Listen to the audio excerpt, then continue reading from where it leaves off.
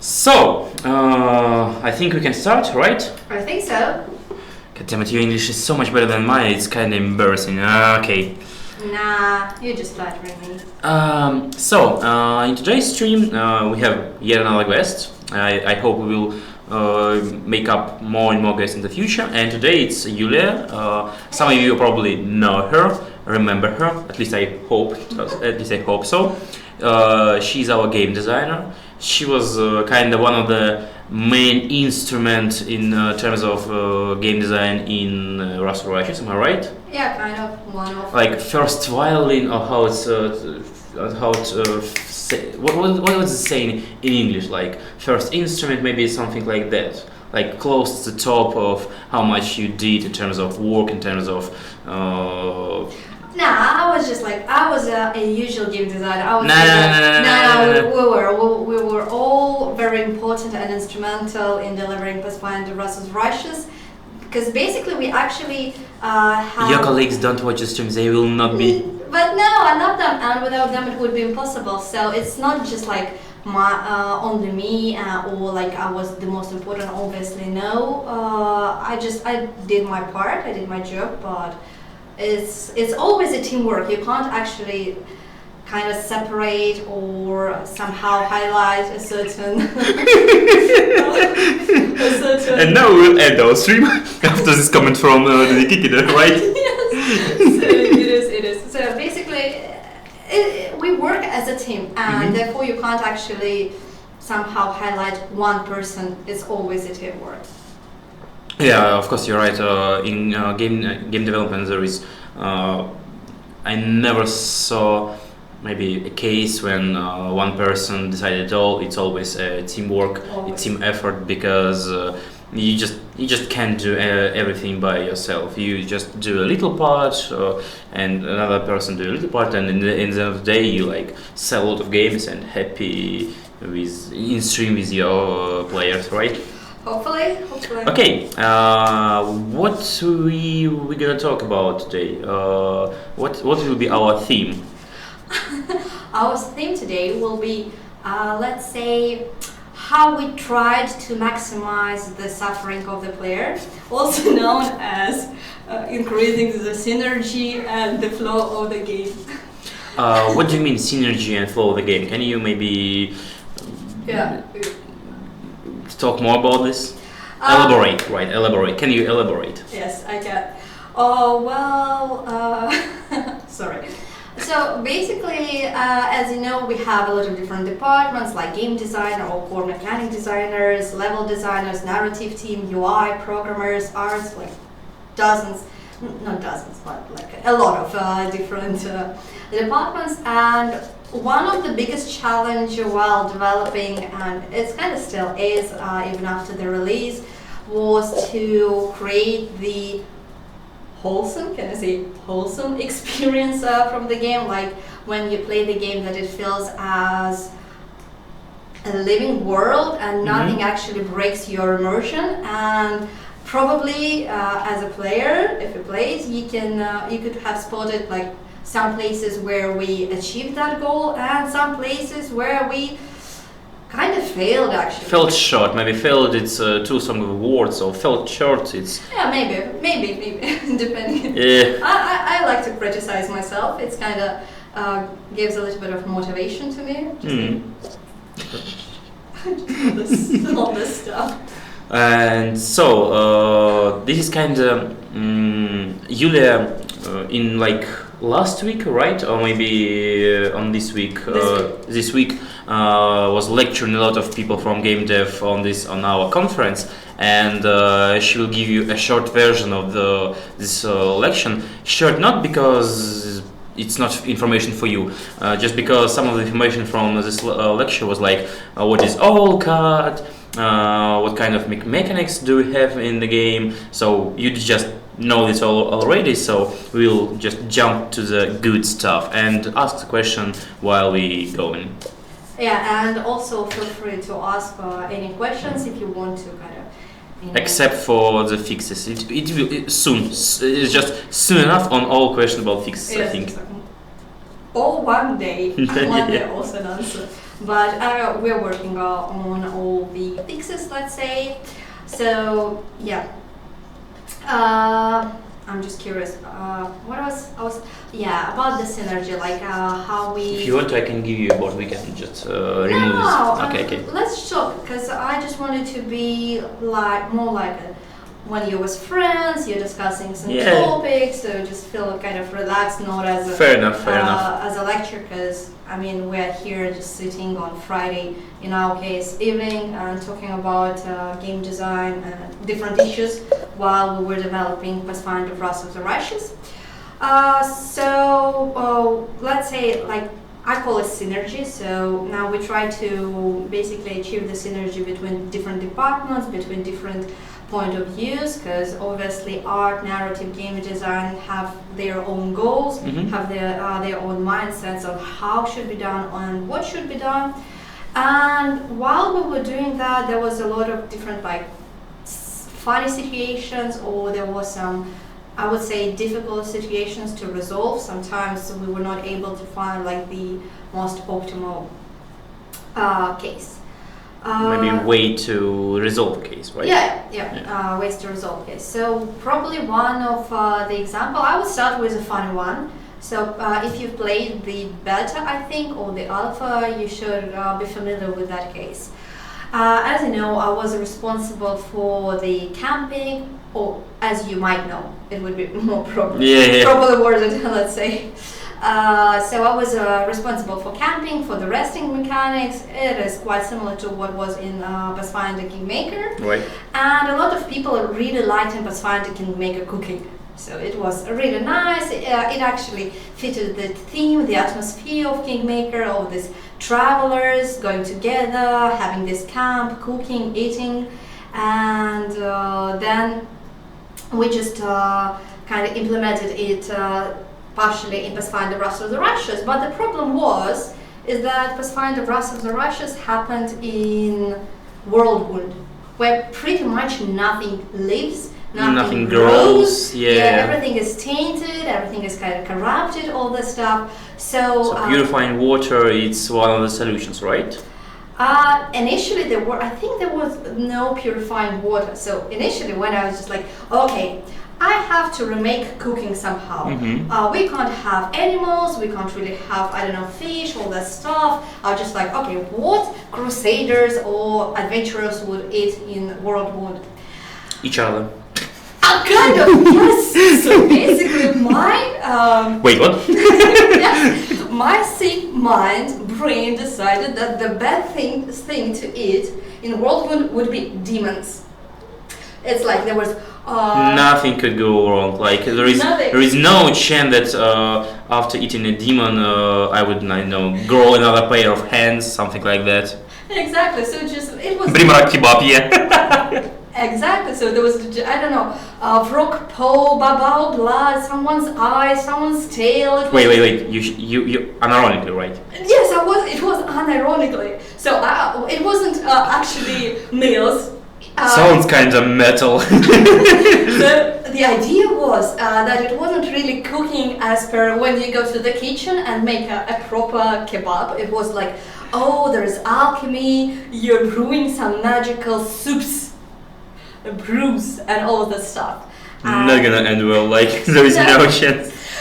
So I've created the list of ingredients, I've created a list of recipes, it fit together. So there was like, I don't know, magical soup of demon hunter, something like blah blah blah blah blah blah blah. There were all the ingredients that were related to demons, so it was always kind of a part of a demon. I am a sick freak, and I need to ask this question. Yes, please. Testicles. No, there were no testicles. Damn it. Okay, continue. I'm sorry.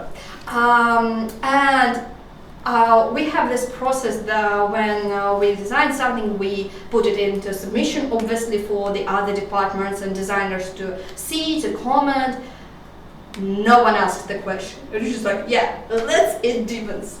So it went then back to the level designers, because level designers were responsible for putting ingredients on different areas so that it would fit the theme, so that let's say you wouldn't find I don't know Babao Ai in the kitchen in Defender's Heart. So Yeah, sounds logical. Yeah. yes, I think it was in beta or something like that we went back to the cooking in general, because we've added cooking from Pathfinder Kingmaker. Then there was crafting that we added as like scroll scribing and alchemy, and then there was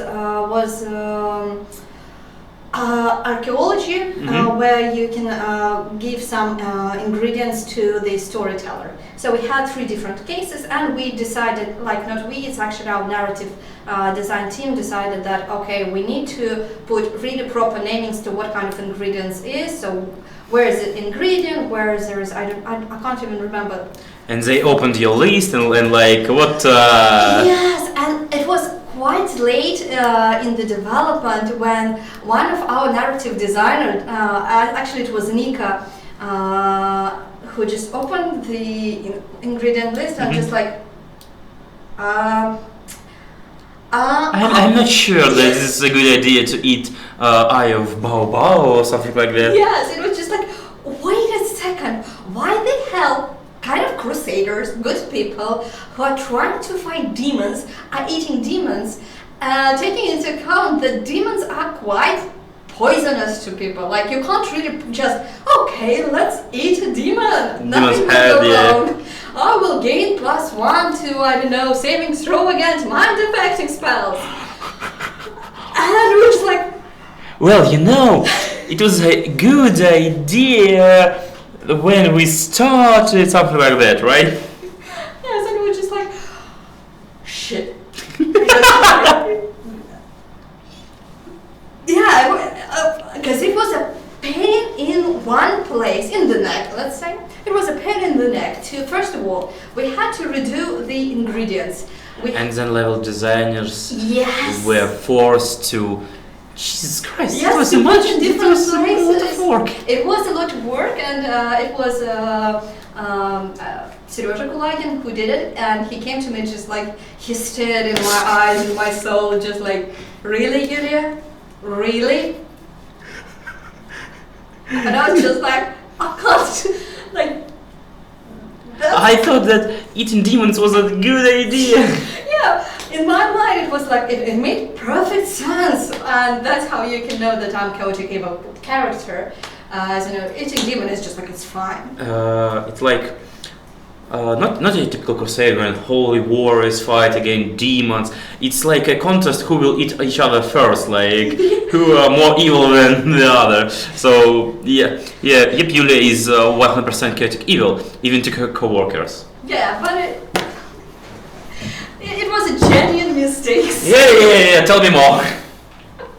No, it was really a genuine mistake, and it was painful for all of us to redo. We had to kind of come up with the new system, right?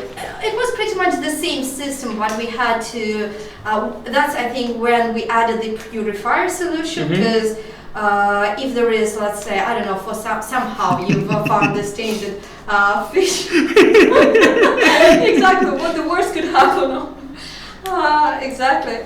So, and then the level designs had to kind of relocate all the ingredients, because it would be very weird if in, let's say, demon layer, there was a lot of cheese now. Instead of demonic bone, there was just like cheese. We really love cheese, oh my gosh, and wine. Well, French a little bit. Succubus looks like a thing that enjoy cheese and... No. Or cheesy people. Or cheesy lions. You know that was a cheesy line by itself. You understand that, right? Yes. Okay. Let's answer some questions from the chat. Don't you mind? Yeah. People ask a lot on stream, on Steam, on maybe Twitter, and even in personal dialogues about of course Zosia, of course Trevor, some of the companions from the Leech. Some of them have like okay builds, but they don't really as effective as maybe players would like to on higher difficulties like hard and no, and you understand what do you have anything to say? I do. Okay, let's go. Yes, let's do it. We have to unpack things. There are, let's say, two main questions, or let's say topics within this one. First one is our initial build. When we kind of design a build for a companion, we are not min-maxing it. So it's it's not for people who are, let's say, professionals in Pathfinder or who know very well or who want to build. It's more like for player who kind of played a little bit of CRPGs and want to start the game but doesn't really want to think how to fit the build into his or her gameplay.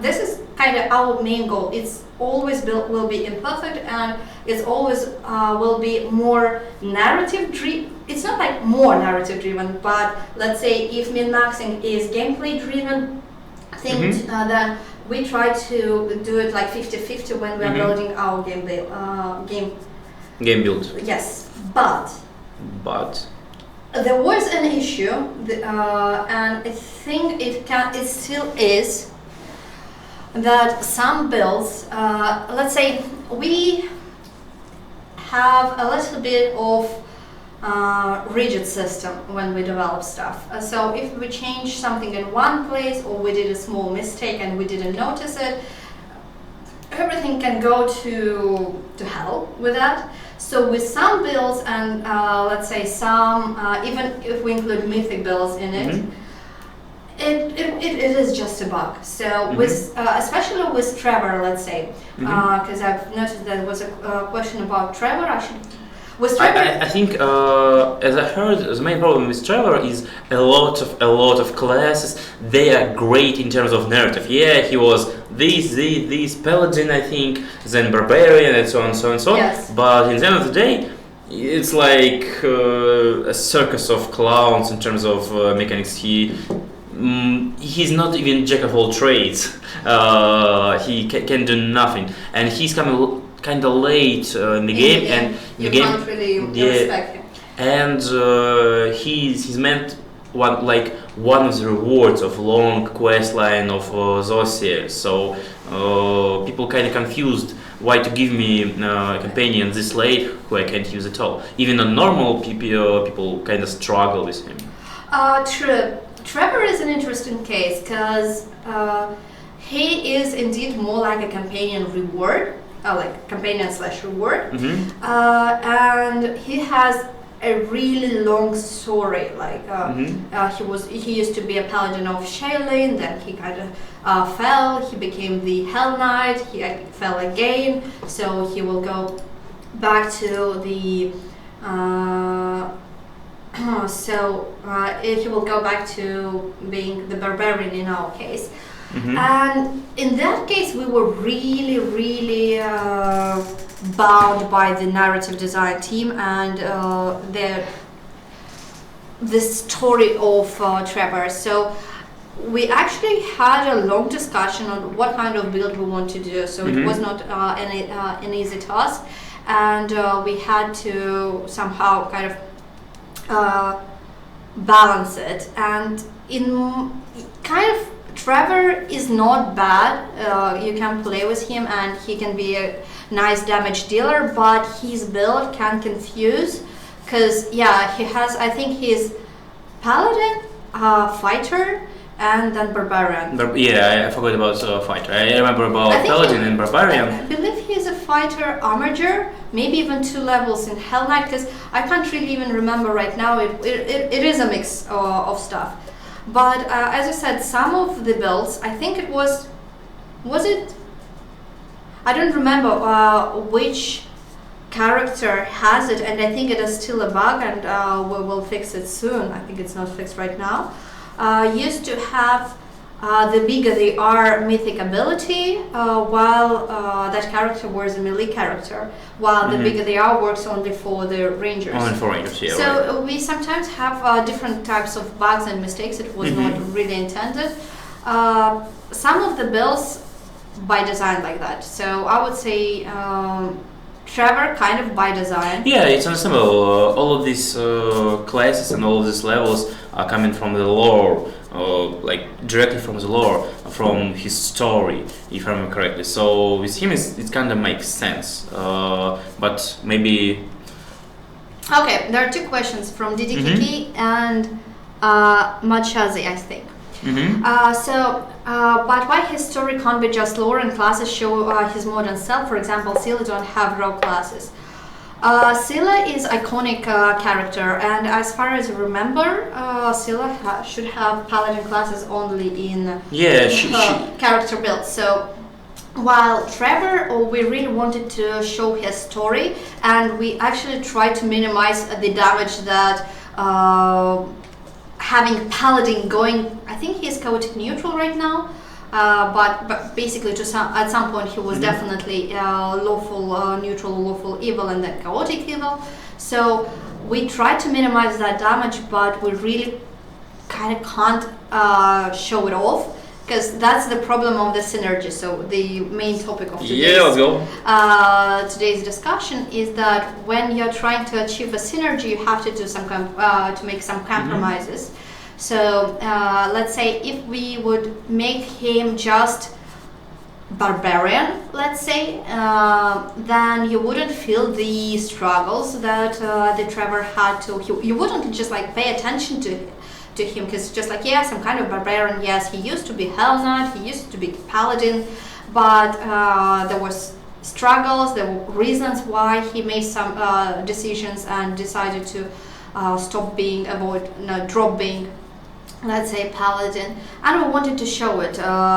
Also, it's not like show it, but we want to support it mechanic wise, yes. And also I would say Trevor comes quite late. It's kind of fun if he wouldn't suit into all game builds, let's say, all different parties. I probably I won't actually bring him within my party, because he's not the character who's interesting to me, let's say. So yeah, another interesting question: why Godfrey Bard and not Paladin then? Because you are talking, it looks like, about dead Godfrey when she's a ghost, a banshee actually. So story-wise, lore-wise, when Godfrey kind of dies, she became, in Lich playthrough. So spoilers. It's more than 2 months from the release. We can spoil. I think. So she becomes a banshee, let's say. And my God, it was a really long, difficult decision who she should be, because the easiest case would be to say that she will be a paladin, but she will be undead and she will be evil. So all her abilities, nothing will work. But just like bam, done. She's absolutely useless. Actually, that was the case for a lot of different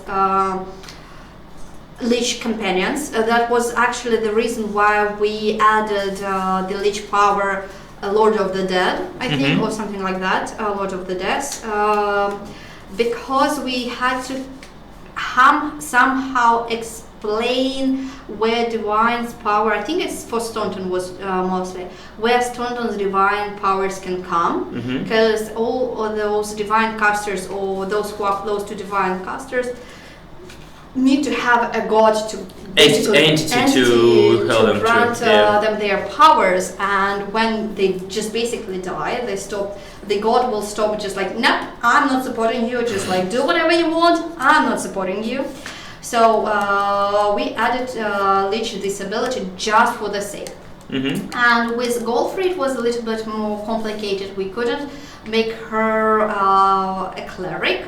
Let's say we couldn't properly make her a paladin for obvious reason. War priest is kind of taken by Staunton, and then we decided that she's a banshee, and banshees usually cries a lot.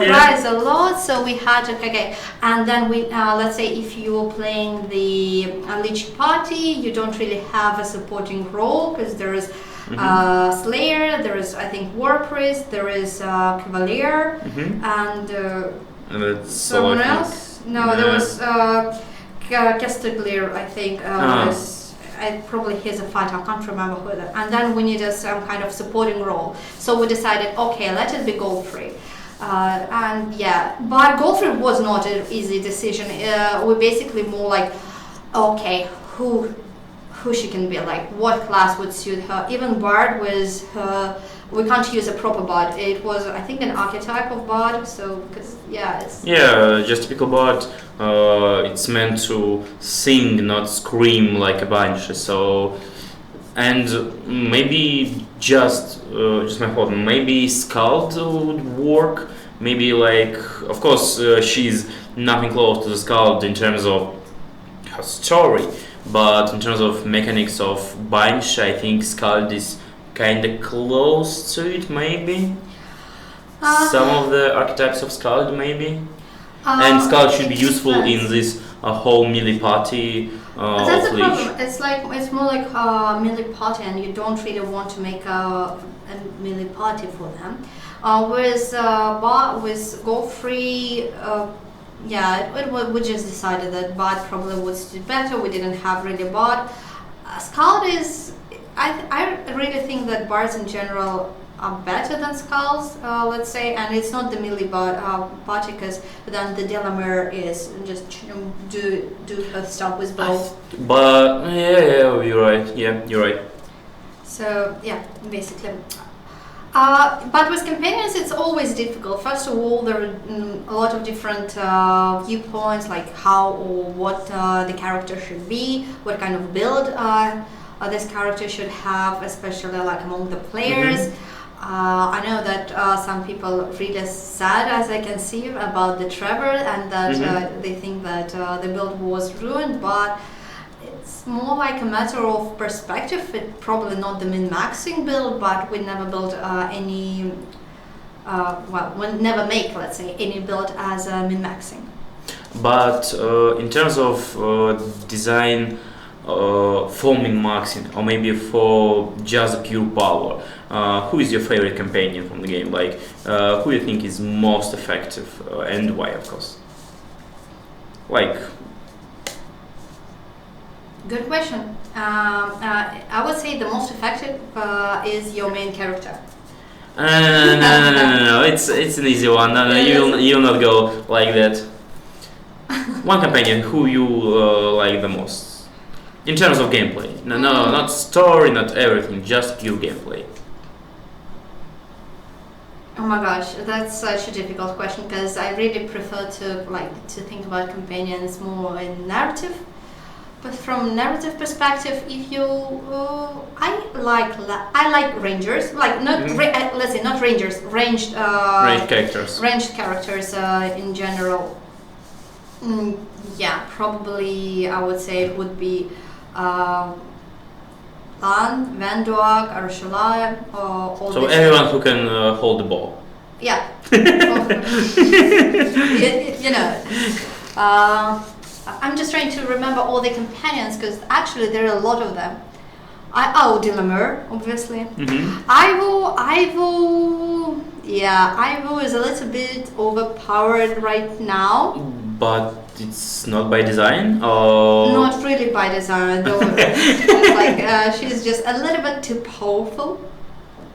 And right now, she's just like the best of the best. She's just like, yeah. She just ruffle stomped world by herself. Yeah, just like, I'm going for my cookies, and I'm going to kill everyone in sight. Yeah, it's just like, if you don't give me my cookie, I will. Literally burn the village. It will not. It will. She does sonic damage, so it wouldn't be burning, but I will probably shatter all your buildings, all your internal organs. Yeah, you're right.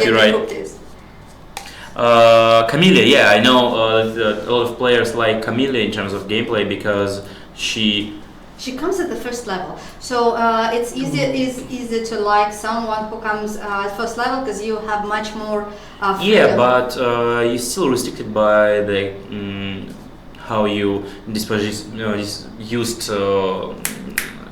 points for things like athletics and so on. So this and the class and the like unique things for the character. We really tried to like our main idea was that she should be quite versatile, so she could become a tank, a damage dealer, or a supporter. That's probably why people also like her, because initially, because shaman class is more about versatility. So when we made her build, when we thought about her, when like even the first level, and we arranged all these abilities points, we kind of we need to make sure she kind of can make to take more or less any role in the party, maybe except for the ranged one, but still. Okay, and continue while chat is kind of out of the questions. Maybe you can continue about the synergy thing. Maybe some more stories about how we build the synergy between the departments in Allcat while we were making the game. Yeah. So another, I just remembered another funny thing that we had. So if you've played a tabletop game or even turn-based mode in our game, you know that basically the game happens in rounds. One round is actually 6 seconds. Yeah. So when we turn rounds in 6 seconds, initially when you start the game, everything is fine. It's just like, I don't know, 2-3 attacks in 6 seconds. You can make proper animations like wow. Yeah, and the end game it's like yes. So and in the end game, when we talked with our animation department, we kind of ordered. We said like what kind of animations we would need from that character, certain like from the Ticolo, from the Scary, let's say all those different monsters. And they obviously made everything based on 6 seconds, and we also negotiated in some cases upfront that 10 attacks, like with Marilis it was difficult, but they managed to do that. Like I think Marilis has 8 attacks, so they kind of know that they need to support 8 attacks in 6 seconds. Everything is fine, perfect. Like in some cases we I think it was Devastator, I'm not sure, but because if I remember correctly, he has 4 wild arms, and in Paisa's bestiary, I think he has also wing attacks or some other attacks, I don't remember. So we somehow decided that it would be very difficult to fit all these very heavy attacks in 6 seconds, because from the animation standpoint, it's not just fitting attacks in 6 seconds. It's actually moving the whole body, make it particles, feel like audio, and so on and so on. And you should feel like the animation more is about feeling that if it is getting a feedback from your action. Yes, and it's a gargantua creature, so he has to be quite still slow. It should be a heavy attack, heavy draw, all that stuff, and then this thing should do it 8 times in 6 seconds. Kind of, and you have to do it. You have this limitation of 6 seconds. So we kind of did that a lot. It was nice and good, as also was at the end of the production. So our lead animator comes to me and asks, "What's wrong with this Scary?" And I'm just like, "What's wrong with this Scary?" Just like everything is fine. Just like, how many attacks he has? I just like, just as we ordered, like that many. I don't know the size. Yeah, no, it was just like. But he looks very hectic, like he has some kind of, I don't know, tantrum. I was just like, no way, why? So they showed me the video clip. And because I'm not an animator, so for me everything looks fine, because I just like, I'm a game designer. I don't really see all things move, it's cool, nice, yeah, I like it. I don't really see all the small details, and for me just like, yeah, he's a little bit too fast. He's just like, yes, I'm killing you, but that's fine. So kind of, he is very fast, and I'm just like, what's wrong? Well, he moves very fast, hectic, and it doesn't make any sense. And then I realized what happened is that we added to the mythic enemies from, I don't know, as you might know, some enemies have mythic levels, and as per mythic players' mythic levels, there are also 10 mythic levels. So I think starting from the second mythic level, so it was quite early on, an enemy can make a move action, no, just like move basically, and still can do a full attack. Nice. Yes. Mechanic-wise, it was really nice. It made a lot of enemies start. Did it start? He made okay. Maybe I got what went wrong, but continue. Sorry. So and the funny part is that movement takes 3 seconds. So the full attack now should have be made not in 6 seconds, but in 3 seconds. So he was just like, I'm killing you very fast. It's like we had a saying in Russia, пятилетка за 3 года. How to translate it, like what you need to do in 5 years, you are doing in 3. Something like that. Exactly. So, and it was not an easy decision. So we actually solved it in our code, because now if at least if the person doesn't move, then it kind of put not in 3 seconds, but because the funny thing was that code worked as if the Scary doesn't move anywhere, it's still there will be 6 seconds. It's still the to 3 seconds. He was stunned. Yeah. Yes, initial Like code. Initial code worked that if the Scary, I'm the Scary, and you're standing here, I'm not going to move. I can hit you. Yeah. I still will do my full attack in 3 because seconds. of the mythic ability that he had. Yes. Now I got it. Yes. That was broken. That was broken, and I really didn't want to take away this ability, because it is actually a very powerful ability. Yeah, it sounds kind of broken. And animation department also doesn't want to have this circus of the animation. Yeah, because Discovery should be this fearsome. You should just like one of the main bosses of the game. Yeah, and basically. then when he starts to attack, it looks very clumsy, funny, and just like hilarious as in a comedy movie. Gladly, we were able to solve it via code. So our programmers rewrote it a little bit, so everything became better. So now all attacks happens in 6 seconds, but yeah, that happens quite a lot in general. So with Nocticola, we also had to redo or re-merge some of her attacks. Remerge? Remerge. So basically, we had, I don't remember. So basically, the main idea was Nocticola that in the Adventure Plus, she has a handbow. In our game, we don't really have a handbow. So when you I think kill her, I think she drops light crossbow, Shadow Kiss, if I'm not mistaken. It's her named crossbow. But the idea that she should be able to fight in melee with all her like leg, claw, wing, so tail, she can switch between melee mode and range mode seamlessly. No, that's the fun part. Or shouldn't? She should be able to do melee and ranged attack very close. So I just, if I'm, let's say Nocticola, I have... Okay, let's hear it. Okay, we're doing the role-playing games, guys. All that stuff.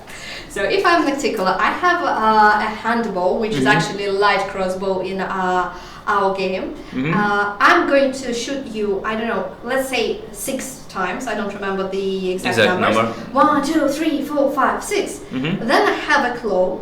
I should be able to attack me 6 more times. For no, that's the fun thing. 1 time with the claw, 1 time with the wing, 2nd time with the wing, 1 time with the hoof, 2nd time with the hoof, and 6 times with the tail. Тебе право или тебе слева, или с нижней, или справа нижней? Yeah, exactly. So let's say our animation team was just like, guys, maybe you should stop smoking. I don't know, taking drugs, please. We really beg you. So I don't remember what was the final resolution of that discussion. I'm sorry. But I think we kind of merged some of her attacks. Let's say we decided not to. So now, if you remember, she was attacking you with wing, and claw. Now let's say it would be just 2 wings in a she will not attack you with the wing, but she will attack you just with the claw. But the claw will have higher, let's say, damage. Okay, got it. Yeah, it is an interesting decision because I mean, if you play Pathfinder and you know the rules, you can understand that if you just take the damage from, let's say, each of the wing deals 1d6 damage, you can't really just take and add this 2d6 basically damage to the claw, because there is a chance that she will miss with each wing, or there is always a chance that she will attack with each wing. So it actually affects the balance, but luckily not in a very heavy way. Not in a drastical way, Yes. People ask us about future evil path in where was the question. I saw it there. Yeah. As community manager, game designer, what do you think about an evil campaign like a Hell's Vengeance set in Cheliax? With evil campaigns in general, I would say. I would say that we kind of have evil companion in Resurrection already. Obviously. So, but... And like full-on evil, not like, I will kill some people. No, let's genocide it is. Yeah, let's eat everyone with the sword. Or let's just kill everyone inside. Like for Lich and Demon, for example. It's kind of works as for Murder Hobos too. And then you can go to the Swarm and eat everyone and everything except for Arsenal and some vendors, because vendors obviously are immune to evilness. It's just like, come on. Money is money cannot die. You're right. But I would really like to play some kind of adventure pass or like game in Cheliax. I really like the hell idea. So. As a community manager, I don't know. Some people wrote a good point that this is a thing that hard to market. Overlord was a thing. It was a game when you played as like big black bad. I don't know. You understand what, like a Lord of Evil, that was a gameplay. But it was a satire game when you had like your funny little creatures. So this was a satire, but to market and trying to sell a kind of big game where the main point of you are the bad person and you will do some terrible things, it's quite a feat. It was done in the past. Tyranny did this, and I would argue that they did brilliantly. And in terms of gameplay, in terms of story, you still can go kinda good, but still, nah. But no, in Tyranny, go realistic good. Realistically, Tyranny showed bad sales. End of the line. It wasn't marketed actually. Like Tyranny was more like a filler game. Sadly, I think if they made a Tyranny second Pillars of Eternity, let's say, that actually cared about that game as a game, it would have featured better. I was talking without the chat, but they repeated my points. Like Tyranny sold very bad, and so on and so on. It was, but trust me, I was thinking about. He didn't steal your ideas. На русском можно говорить, мы даже будем иногда отвечать. Все нормально. So, actually with Tyranny, I don't know. I don't think that Tyranny didn't sell well because it was, let's say, evil character as a player. I think one of the reasons. Maybe. Because I just like Tyranny. And if you will say that this is a bad game, I will throw a tantrum. I can tell that Tyranny is a bad game because it was too short. Fair enough. No questions. Yeah. You're right. So with Tyranny, I do remember. Short gameplay was like what, 15 hours? For me, it was 24, 27. So with Tyranny, I remember that at that time I wasn't working in game industry, so I just downloaded it. Or I bought it on Steam, I think. Started playing it, and I was just like, yes, another 100 hours of a nice Adventure. gameplay. Yes, I'm going to do that. And I really like the story because I really like the characters, all those. I don't remember the English version of the names, so sorry. I really love them. And then I just like, yes, I finished the Act 1. Yeah, it feels like an Act 1. Yeah, you're right. I was just like, Jesus Christ. I was just like, wait a second. Yeah, you're right. I'm sorry. Where is the part where I built my freaking empire and I just devour the whole world under my rule? Yeah, you're right. But I think it's better to do a game because idea of being evil, like some kind of evil or following evil, is fun. It's a fun idea, and it's a good thing to maybe add to a game, to possibility to become a bad person, an evil person. And one thing that I love in Rush is that you can become an evil person and very evil person. and screw some things up. But to some people, it's important to have an option to play as a good guy. That's why even in Tyranny you can be a rebel and trying to overthrow a tyranny.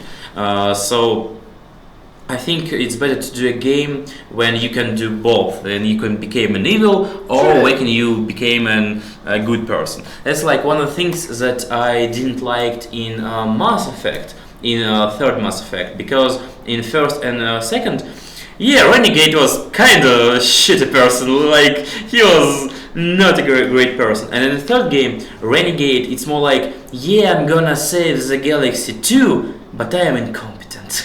While I'm doing this. This is like basically a renegade in Mass Effect 3, so you have no option, you're just I'm sorry, good. I just have a vacuum in my head when someone is talking about Mass Effect 3. I just wiped it from my hard drive here. I can talk about it because I replayed the Legacy Edition maybe in May or something like that. Is ending better now? They are patched, they are better. Better. Okay. If we talked about this off the screen, you got the first version of endings, right? Yes, I think so. Before any patches and DLCs. Yes, I started playing the Mass Effect 3 immediately when it was released because I really wanted to finish that story. Oh my god, I was devastated. I actually cried for several hours because I decided to make a Mass Effect run before that, so I started from Mass Effect 1. Playing almost non-stop to Mass Effect 2, playing almost non-stop to Mass Effect 3, and then I'm just like, why did I spend that much time on those endings? First version of the endings are kinda bad, no question here, but they added some things and then make the whole DLC with that patched some things up. So it's still underwhelming, I would say, but not as bad as it was. So it's okay. Give me a romance with Rachel, or we will riot. Man, we spoke about that with Yulia too before stream. There is a website, rule. You know the numbers. It's like for 3, but reverse. yeah, something like that. Okay. Then you type Rachel, Russell Righteous, and here's your romance. Take care.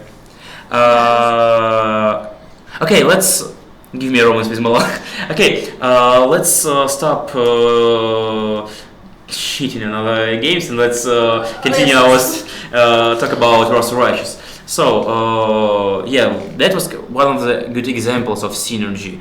But you said that sometimes you felt like you've kind of failed. Yes. Can you maybe elaborate on some things that you're comfortable sharing? Of course. Of course, it's easy. Like the whole game, you can play it. You can just Wait! No! Good game. Yulia say, Russell Righteous is a good game. Say it. It is a really good game, actually. Nice. I love it. I just have to be critical of.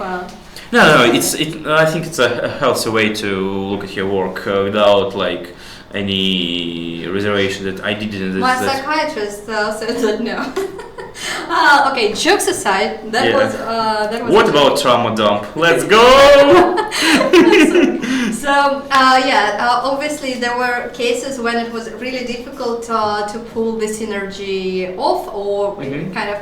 One of the easiest examples, especially if you've played Pathfinder Wrath of the Righteous or Pathfinder Kingmaker, is, let's say, when you continue. So if you played Pathfinder of the Righteous or Kingmaker, you must have noticed such fight as when you one-on-one with someone. So I remember. Yes, all those fights, and oh my gosh,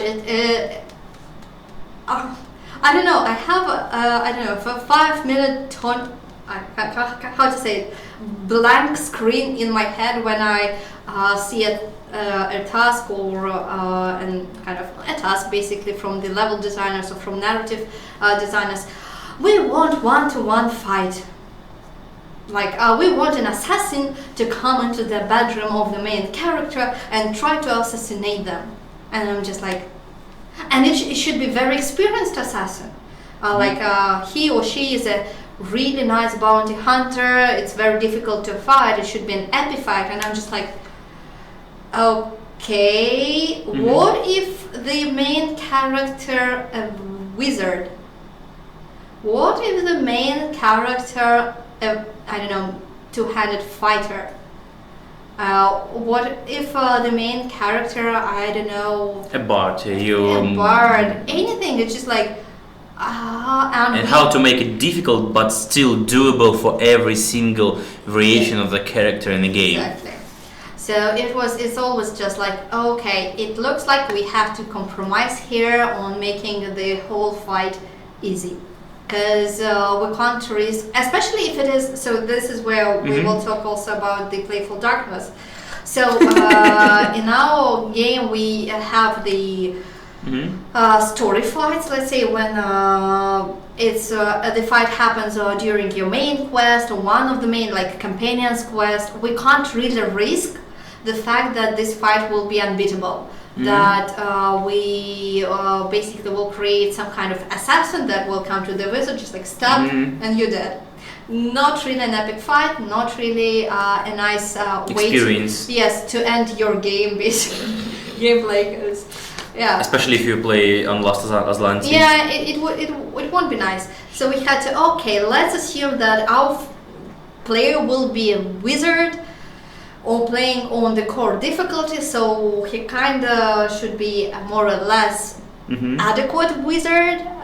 What can we do? And with these fights we can't really do much because we kind of have to forgo it, sadly. But we have a different type of fights. It's more challenging fights, and we used to have more of them in Pathfinder Kingmaker than in Pathfinder Wrath of the Righteous, because they are.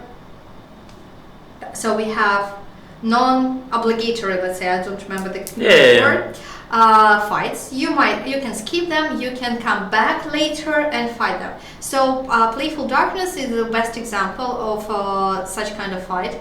You basically can you don't need to take it on when you first meet it. You can come back later when you are more experienced, more capable, and so on and so on. Yeah, it's an optional fight. You don't need to start from the. It's a problem of many players. A lot of them died at Water Elemental, like for example, and so. Okay. Water Elemental is okay. Water Elemental was that's actually.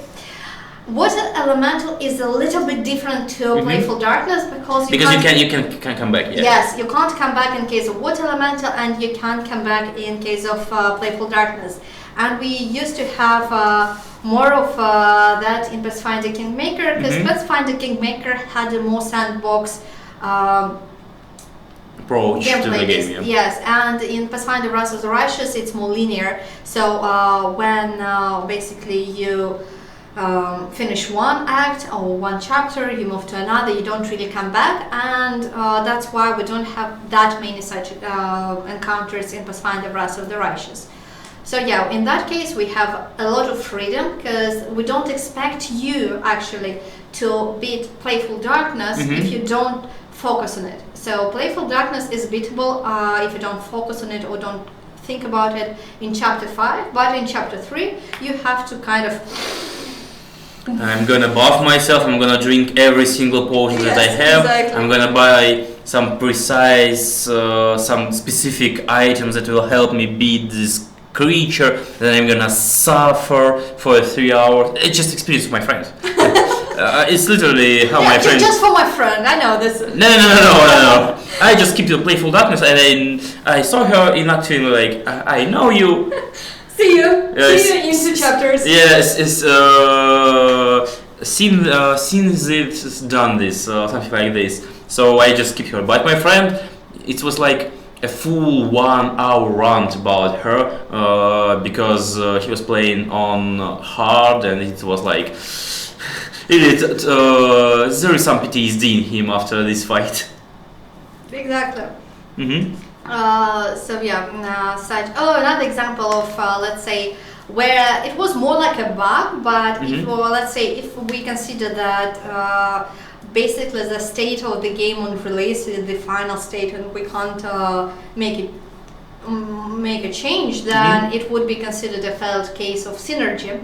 Is when I think it happens in chapter 5. So there is another bounty hunter or assassin trying to kill the main character. Yet another assassin.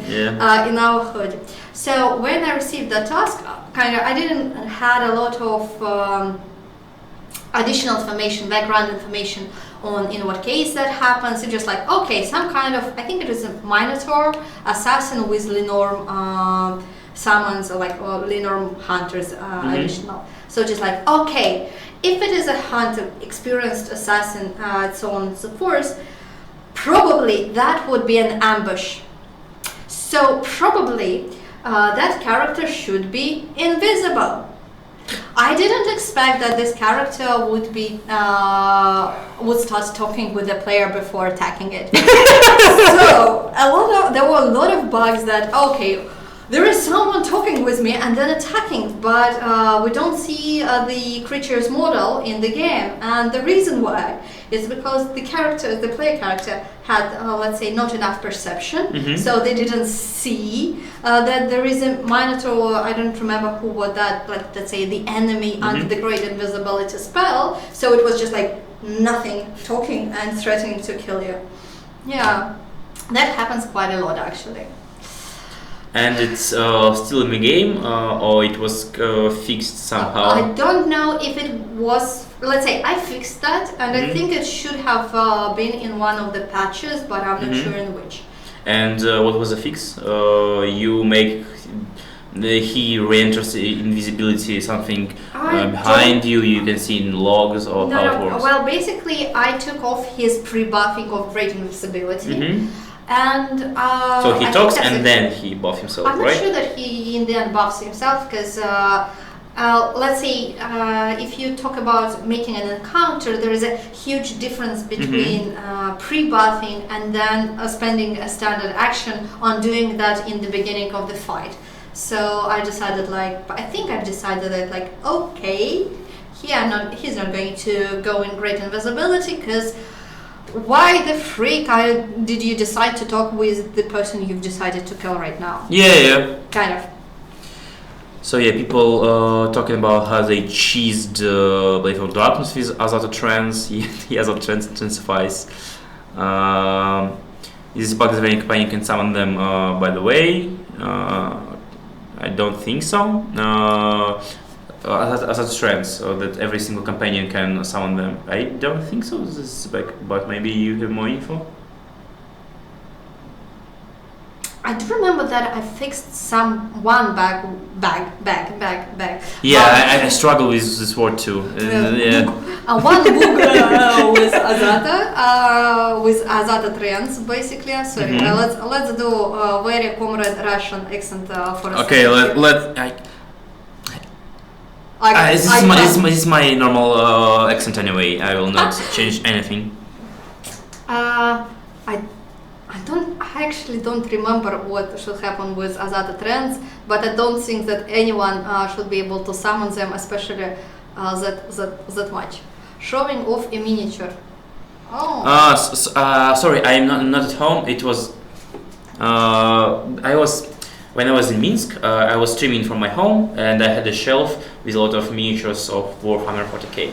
And because of I don't have a collection of. I will bring one of my small miniature for Pathfinder Wrath of the Righteous. Okay. Just for you. Okay, but guys, I just forgot to turn this thing off because right now I am not from my home and I can't show off my miniature. But Yulia will help me out. Nice. Right now every party member, including animal companions, can summon trends.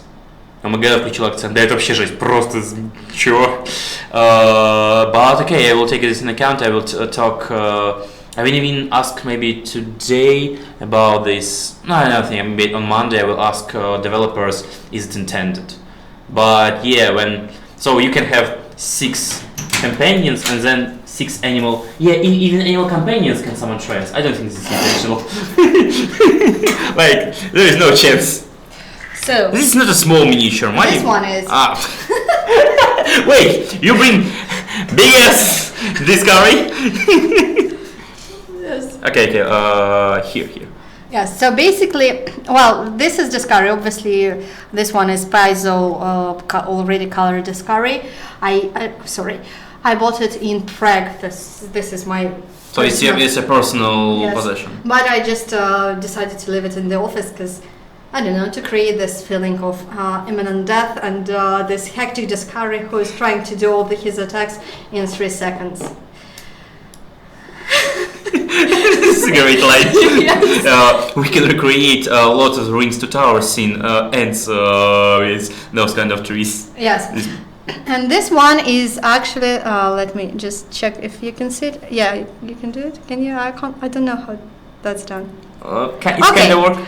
Kind of. Anyway, so this is basically a small dinosaur, but it should have been my Rift Dragon.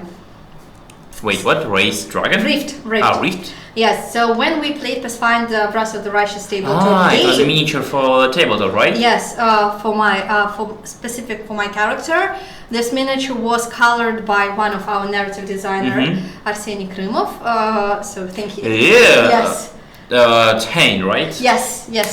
Thanks to him, I now have my own creature, and basically this is. I think that's an official story. This is your prototype of Ivo and Azata Dragon. They even call it the same. Wait, what? Similar. But Azata Dragon, Ivo is a Havoc Dragon, so she's a chaotic good character. And my dragon in the play through was chaotic evil character. Who would have thought? Yes. What was your character in Wrath of the Righteous? Oh, I really love to talk about my main character. Well, okay, let's go. And now another hour of stream. Let's go. Let's do that. So I think some of you might have heard this story. So I joined the party quite late in the game, and I was pretty just like chill person. I can play any person, any character, any build. So I've discussed with this. Sorry. Yes.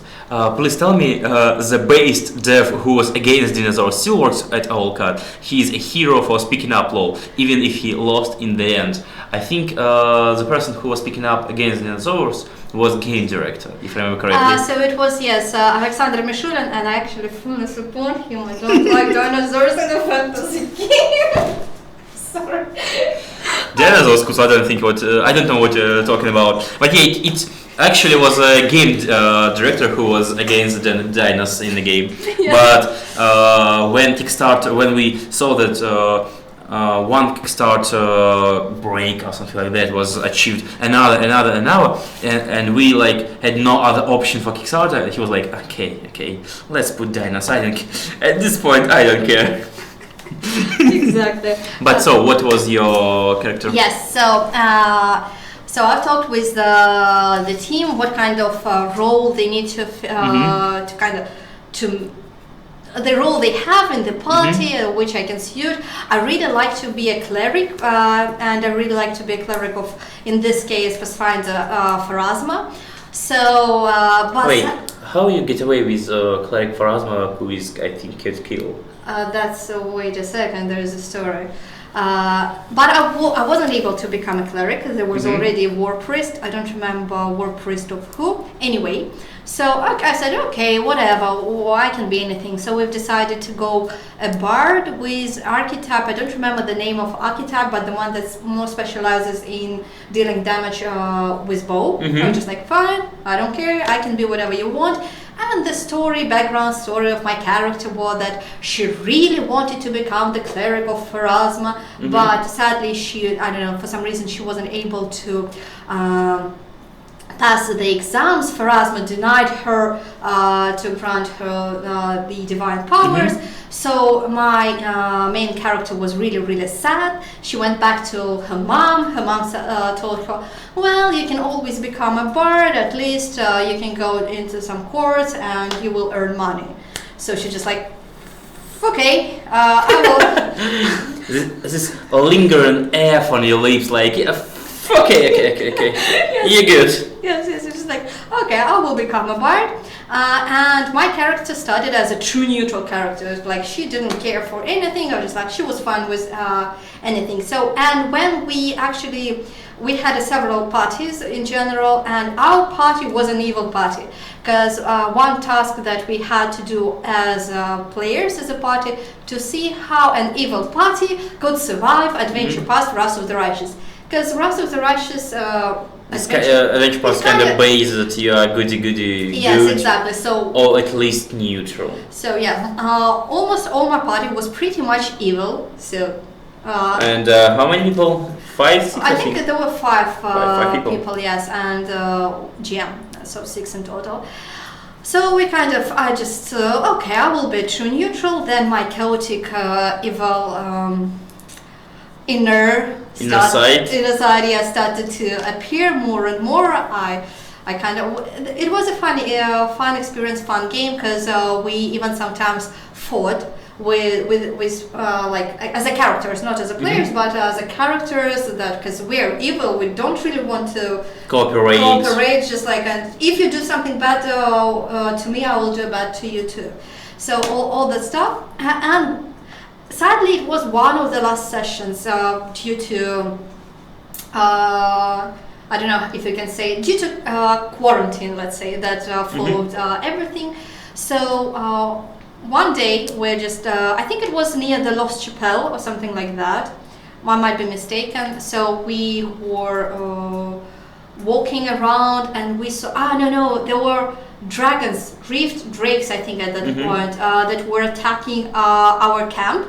So can be quite similar to what happened with gargoyles in our game when gargoyles attacks your camp. But in our case, I think it was rift drakes, sorry. So we followed them, we killed them, obviously, just like they're evil. And then when we entered their lair, there were 2 eggs. And I was just like, oh my god. And it's one of them, I think. Yeah, but it was not an easy thing. I was just like, oh my god, there are 2 eggs. I want a dragon. Like, I was just like, I want to have a dragon, like, guys. I have this egg for 2 seconds, but if something happens to it, I will kill everyone in this room and then myself. So, I had to persuade all my party that we need this dragon. Obviously, everyone was against it because it is an egg from chaotic evil dragon or drake. So it's not just even lawful evil; it's just like chaotic evil. Just like, but guys, we need it. They kind of agreed, like, okay, let's take 1 egg. But the problem is that the egg is huge. It's not like this small egg. It's huge egg, and we don't have manpower to bring it to our camp. So what we've decided to do, if I'm not mistaken, we took bones, skin, all that stuff, and we made a card. A card, yeah, I understand. Yeah, so we made a card from the skin of the dragons. Dragons of probably our crusaders, because what those dragons did, they took the crusaders to their lair to eat them. So there was a lot of different evilish stuff.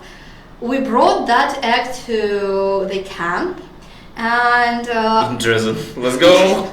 It wasn't Dresden, but it was our camp.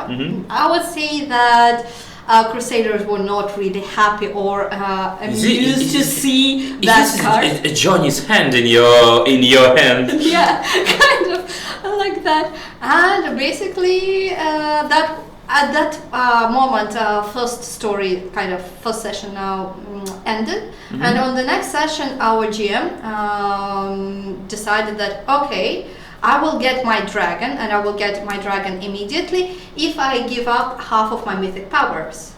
So. And how he explained it in terms of narrative, why would you lost mythic powers because I really wanted that dragon. I kinda so by the time I already have my mythic powers. So you shared your mythic powers with the dragon to this dragon to be born. Yeah. So basically, this is how I got my first dragon. As if I had more, and that's also how partially how I was born, because we thought that it is really a nice idea and mechanic wise as well that you also get the dragon and then you share half of your mythic powers to get the dragon basically. So yep, and sadly we didn't play that much afterwards, but the idea was that as I grow up, each mythic point I can decide whether I want to spend it half or just on myself. I always choose basically half. I want a big dragon. I want to ride a big dragon, and then because at some point my fantasies grew to the degree that I basically this dragon becomes very very big, and we rule over the abyss. I actually started reading about demon lords, deciding in my head with whom can I cooperate, which kind of demon lords I had to kind of kill in order to rule over their land. And what was your first pick for an ally? Nocticula? No, Sokobenath. Those thirsty women. What you were saying? So there was this small funny story about how basically I played Pathfinder Wrath of the Righteous Adventure Path. I remember you talked about how there was some squabble inside your party, and I remember my favorite thing in terms of like this internal conflict.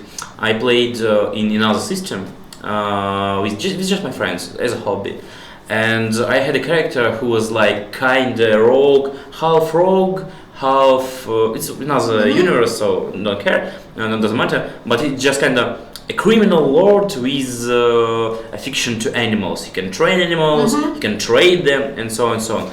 And I conned my companions on money multiple times. As people, they understand that I'm conning because I'm making rolls.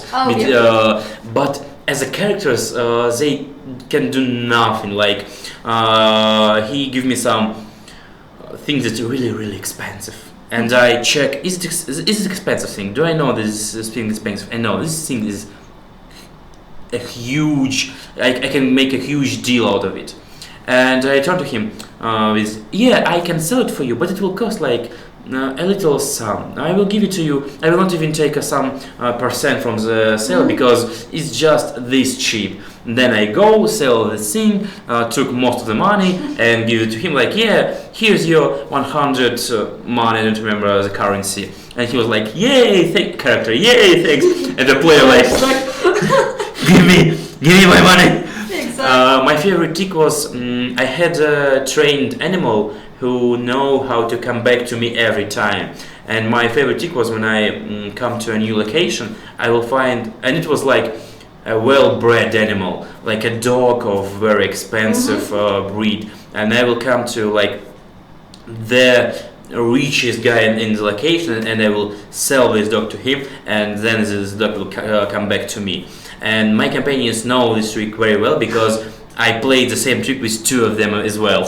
So like, take this dog, and play, I know what you're doing with me. But your character wants to have this dog. And it was like a con man, the player. So, but at the end of the day, we kind of meta-gamed, then knowing that I'm con them, and they killed me in the end of the game. But it was fun. I would have done the same, just like maybe a little bit earlier, just most likely after you cheated on me first time, if I can say so. Well, Okay, let's come back to the main topic about how we created a lot of the things in Russia Rush in terms of gameplay. What is your favorite example when the lore and mechanics works really well? When mechanics support the lore the best, or when the lore really helps you to understand or maybe to see the mechanics in work? Like, what is your maybe one of the favorite examples? It can be everything. It can be item. It can be an NPC character, whatever you want. Like, what is your favorite?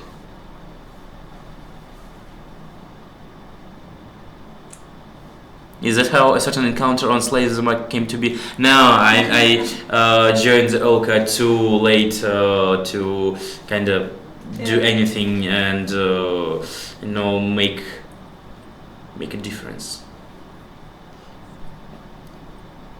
I'm thinking. I'm just trying to. Okay, I will read and answer questions from the chat while you thinking. Okay. Oh yeah, 30 minutes later, just like. No. I know you can do better.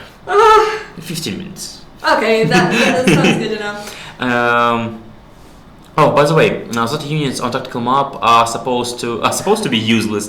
I don't think that it's a question for you because nothing is still supposed to be useless in general. In general, but still, you never had anything to do with Crusade, right? Yeah, almost nothing. So yeah, maybe next time when we'll bring someone who had something to do with Crusade. Or have friends IRL and win to rule. Imagine the next local game you can start your own Hell Knight order. That's a power trip. Yep. But preferably when you will be able to rule over the hell. Or become Asmodeus. Well. Preferably, obviously, rule over the hell. This is just edgy at this point. Yeah, I'm that old that I can be edgy at this point. Okay, I'll turn to the dark side. Yeah. I almost always play like kind of rogue play characters and so on. This is like what I enjoy to do. So when you drink invisible potion, I will not proceed to read this message. Was Camellia. It was just like yeah. You know, do you need water? Yes. Cup of water. Can I have vodka instead of water, please? After the stream, okay? Okay. And I will need bleep it, and I need to bleep this moment for YouTube, I think. Yeah, PG friendly. Yeah. 30 plus. Did we turn to the PG friendly time? Okay, just answer the question. Sorry, yes, I would say I can't really remember the moment, but I do remember when we created encounters, let's say, or monsters. It really helped to have this narrative understanding of who that character is and what she or he is doing, because then it was really easier to kind of create the build, create the abilities, because for some monsters we had to come up with some new abilities to kind of what's interesting this character can do, can he or she has some additional supporters. So I know that not many people are fan of Battle Bliss, but I really like the Battle Bliss. Battle what, sorry? Battle Bliss encounters. So it's evolutionary on this arena. Yeah. I really liked. I don't remember her name, the Wild Hunt lady, because it was a fun designing her a little bit, because that was the case when knowing her background really helped. So it was also very interesting to design Minaga in Great Garrison. By the end, I think it was chapter 1. Yes, in chapter 1, when you gain a lot of mythic powers and somehow you have to beat her, but she should be a little bit challenging still, and it was also interesting. But I don't think you mopped the floor with her even on core difficulty, I think. Sadly. Yeah. Okay, I get it.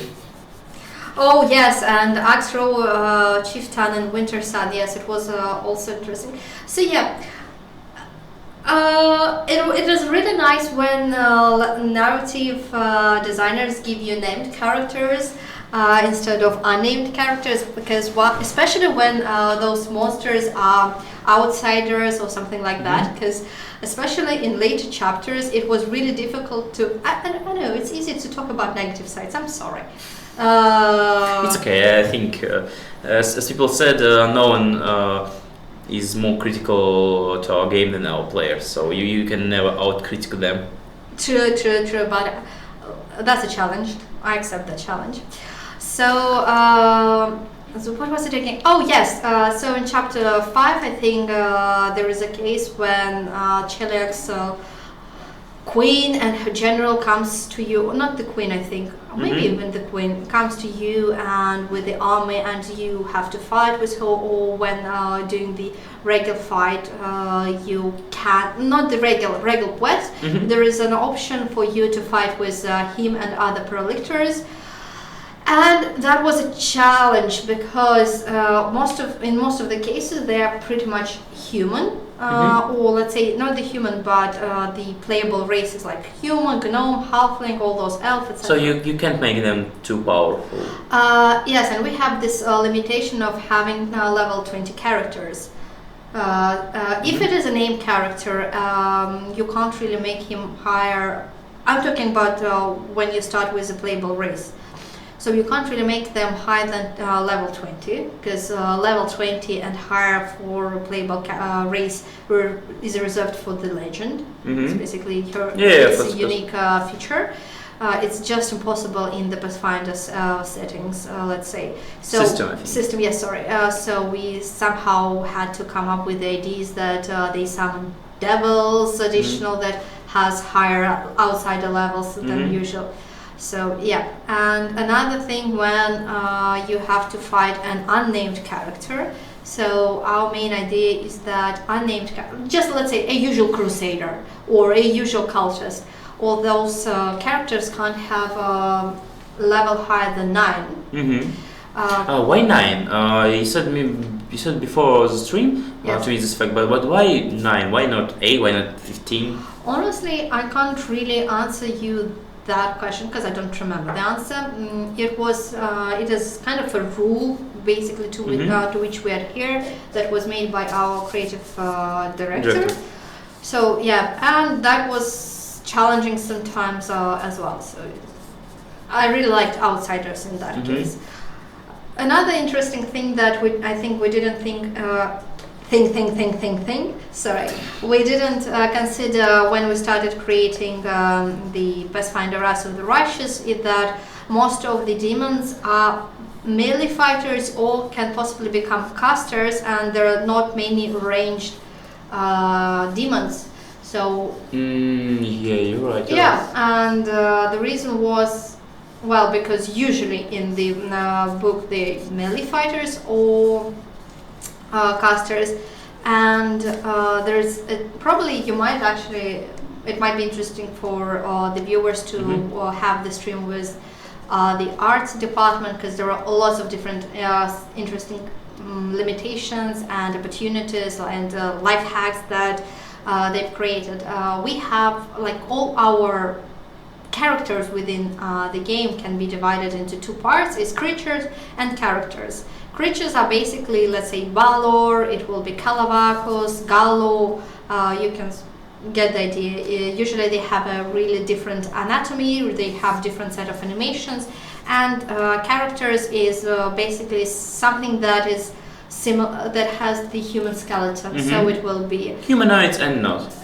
Kind of, yes. So and with humanoids, let's say the characters, we can give them almost any weapon, so it is easy for them to become archers. So that's why you will see a lot of cambions, succubuses and incubuses doing this role in the encounters, because usually they are the only one who can wield some kind of ranged weapon, while the creatures they have set in stone animations. So let's say if the creature has, let's say, as Babao, we have two versions of Babao: an armed Babao and with spear. We can't give Babao with spear a dagger or a sword, because you need to add new animations for the creature. Yeah. And the most important part is that the weapon that a creature wields is actually a part of the visual of that creature. So you can't really separate.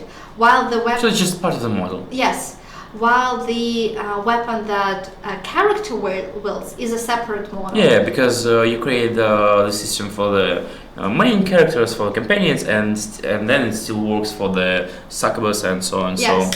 So that was an interesting case. That's why we have a lot of like this ranged incubuses, succubuses, and cambions. Is there any ranged demon who is not a humanoid? Range, not caster. I don't remember from the top of my head. I can't remember as well. I don't know. Okay, guys. If someone remembers any demon who is not a humanoid and have something like a bow or maybe the flying eyeballs. Is he a demon though? He's like a whole different thing. No, I think the flying eyeballs is I can't remember the name.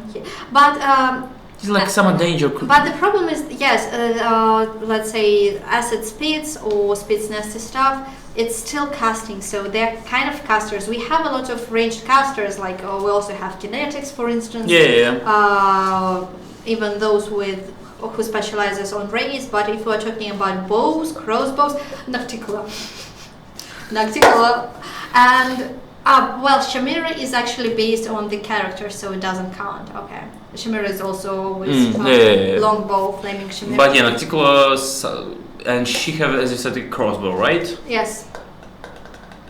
Good. Well, we found at least one example. Nice. Please return the corruption. Yes, Canex. Oh, please return the corruption back on core about list. I think like you still get corruption in Dresden because I still was not on an Allcat in early betas. I joined kinda late to the production, so never saw these kind of things even in beta. Dresden Siege without corruption is so boring. Can you talk more about DLC and news? First news about DLC should be kinda soon. We can't say anything on stream because there's like 5 or 6 people that will execute us on the spot. At least me. You will be spared because you are a valuable person, you are a good specialist, you are a nice game designer. I'm not. I'm just not. I have one job. Don't talk about DLC. And if I will not able to do this job, I will be executed on the spot. Well, some first news, some like glimpses of information about DLCs will be coming quite soon, kinda soon. But right now can share because again, nothing is set in stone, and we prefer not to share the information until we 100% sure that something will happen, how they will happen, not to create false expectations, you guys. So yeah, kinda a serious note. Almost euro. So yeah, for now no information, but keep an eye on our social media. It's something will come. So you wanted to create a new Yulia right in the middle of the stream, like yes, there is a new person. Yes. No, it was a chaotic evil, and now this will be a lawful, neutral Yulia. Yes, exactly. No edgy jokes. I just want. It took me like only one compliment of how good a professional you are. So you're like, yeah, exactly. I'm a professional. Let's go. Yeah, exactly. I'm not a person who would like to drink a vodka on the street. Yeah. I am a professional. I have standards. So yeah, hype up expectation, daddy. That's a compliment, that's it. Oh, poor soul, do you need a vodka? We need to stop at this point, we need to stop. Now, Yulia, the most evil, break all the rules. So yeah, maybe even more some interesting stories or interesting examples you can think of from development cycle. Maybe interesting lessons that you took from the development of the game. I remember we talked about this on our one of the previous streams, about like what the main things that you took from the game, from this experience. But maybe just something interesting or something that you would like to share with the viewers. Mm.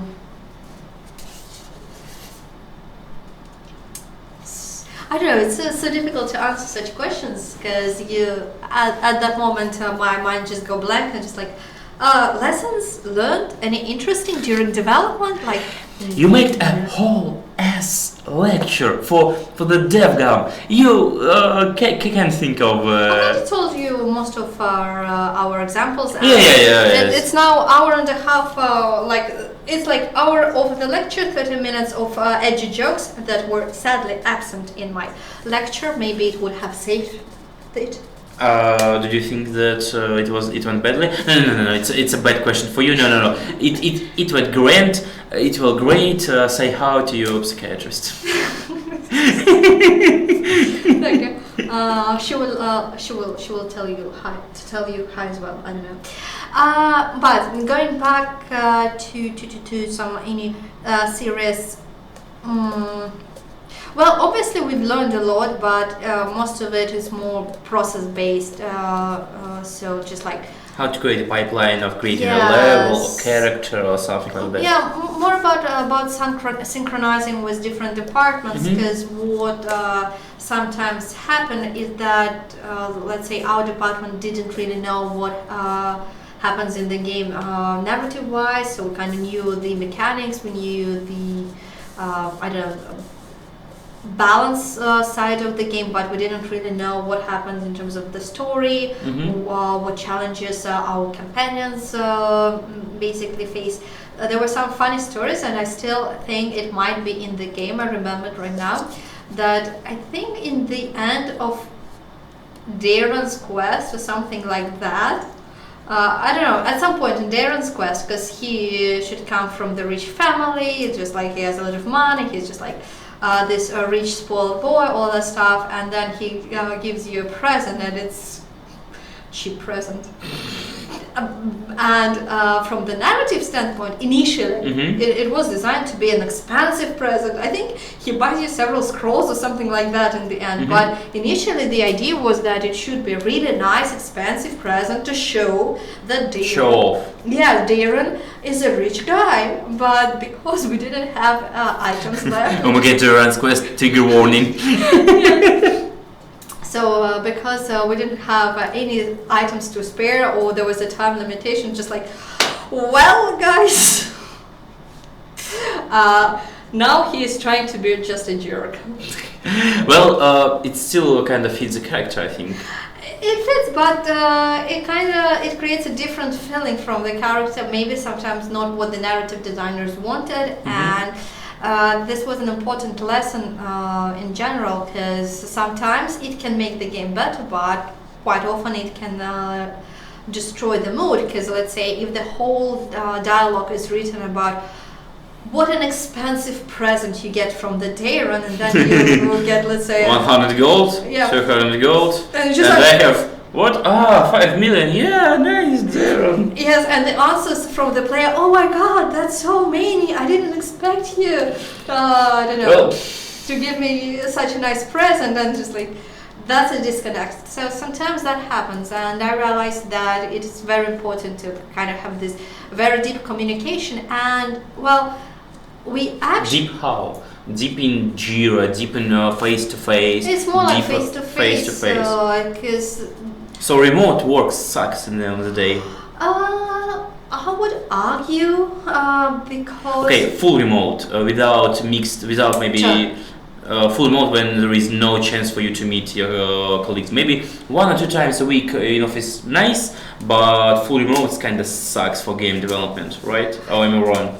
It depends on the people. For me, actually, full remote was quite helpful because I was able to attend more meetings and to stay in tune with what's happening. Because what I then was able to do is kind of sit in the meeting, have listened to it in background, because usually that's not something where I have to make a serious decision. It's more like for me to comment when people will ask. And work in the same time. And still, yes, work. So in that regard, it was helpful.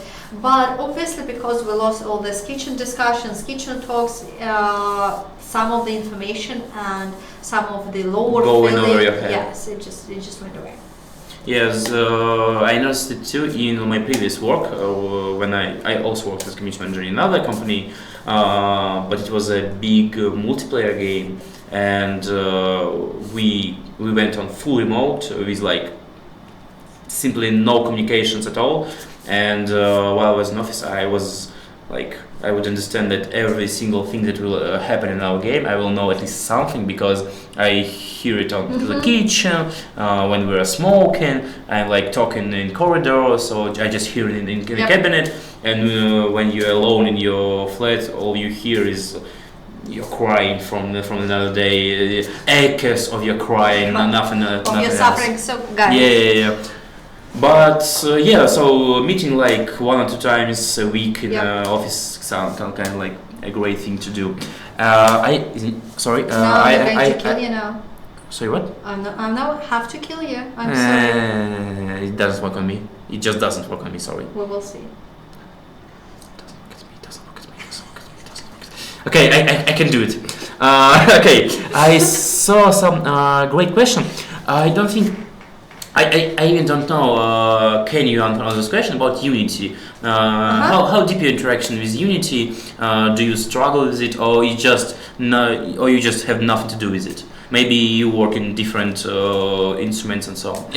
I genuinely have no idea. Okay, so we work as a game designer. So we also work a lot with Unity. Almost like we kind of do all scripting in Unity. We make all the items in Unity, all the bosses, mobs, everything basically is in Unity. We just sometimes calculate the balance outside an Excel spreadsheet and then just like, let's go back to the Unity. Unity is just an engine, so it obviously has its own advantages, disadvantages. So it's just a tool, and as per any tool, sometimes you can struggle with it, and sometimes you're just like, that's a really nice thing. That it's very easy in Unity to kind of check some stuff, because you don't really have to restart the whole play mode. You can just test all your small different changes. If I'm talking from game mechanics side, because obviously level designers have, for instance, different experience as narrative designers too, and I don't envy level designers in general, because working with locations in areas is just like it's painful. So as in I don't know if you know. Yeah, there is nothing you can do yet. Yeah, but it's just a funny joke in our company that we have sadistic game design, but we also have as well sadistic game development. So just don't worry, guys, you're not the only ones. Maybe masochistic. I don't remember how to pronounce this word correctly. Yeah. Masochistic. How it's spelled correctly in English? Masochistic, I think. Masochistic, yeah, something like that. So masochistic game development. Yeah. That's a good question. Sorry, size. Where is my size? It's just like. Guys. There is no size in the game. Size. Коса. Моя коса. Ее нет здесь, косы, моей косы. А у тебя есть своя коса? Ну, коса, да. Ну, вот эта вот коса. Ну, у нас есть коса. У нас есть коса? Ну, не настоящая коса. Я понял, какая, кстати. Да, она казалась мне, я не знаю. He just robbed me. He took it away. I never knew about the site. It's like the first time I even heard about this. But it's okay. I'm in this office in like what? It's my second week in the office. It's okay. So he just like, we remember there will be a revenge on you. Wait! I didn't take your side. Okay, I would. I could tolerate thirsting in the chat, but they did not want to kill me because I stole your fight and I had never even heard of it. Like, what the hell? Okay, that was a good revenge. I'm gonna say I must commend you. That was a good revenge. Nothing I can say. Anyway, so yeah, Unity is just an engine. And the second question, I wanted to ask it before from HDA's me, and I know this nickname. I saw you a lot, maybe on Twitter, maybe I think. So yeah, do you think playing encounters around mythic powers and abilities made it harder to properly balance the game? Of course, harder. It's like no question. Of course, when you add another layer of the abilities and they're so different, it's harder. But how much harder? Like, how the scale of the difficulties of this work went? Like linear or even harder? It's exponential. Exponential, it was especially like late chapters, like fifth and sixth chapter. It was really difficult to kind of balance it. The Arelu, because first of all, different characters have different immunities, different mythic, powers, and it is not only mythic powers and abilities actually that escalated quickly in our games. Items, yes. Archetypes of Archetypes doesn't really break that much the game balance. It's mythic abilities and items, because items can grant you a lot of power, especially if you're clever about and they them. work. If they work. Is it just you're trying? It's okay. I see what you're doing. Okay. I just want to equal the score, like 1-1. Okay, 1-1. Good. I'm sorry, I'm bleeding right now. My heart is broken. But yeah, anyway. So it was very difficult to balance encounters, because to the degree that we can't really say that the encounters are balanced, I would say. We still have this Vavakia Vanguard, I think, bug, which is not... What? I think the community can tell us about the Vanguard in chapter 6. Is he in chapter 6? That is basically almost more powerful than any demon lord. Just like that happened. Well, at this point, I think it's even possible to balance a game with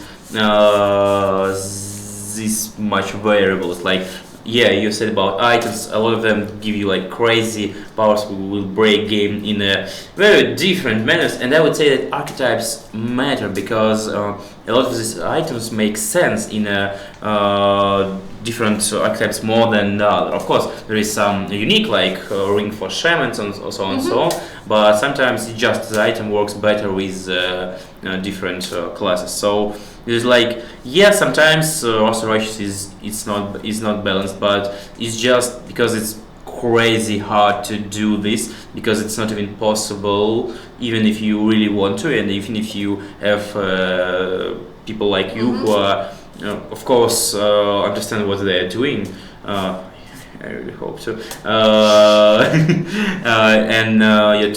Your teammates, your colleagues. Of course, you all work hard to do this, but it's just when the game became this big, it's like it's not even possible. It's not even remotely possible to balance every single thing. Sometimes it will miss hubs. It's a normal thing to do, and it's a single player game. It's nothing bad with it. Yeah, it's not just nothing bad with that. Like it depends what you understand balance means. So it depends. How do you understand this term, basically?